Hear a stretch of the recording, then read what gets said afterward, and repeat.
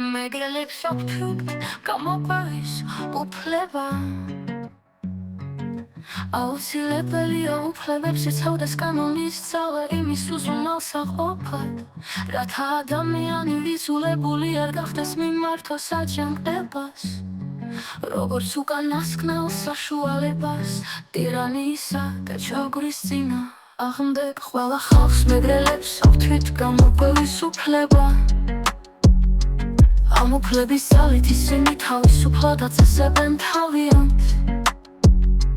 პოლიტიკურ სტატუსს და თავისუფლად უზრუნველყოფენ თავიან ეკონომიურ, სოციალურ და კულტურულ განვითარებას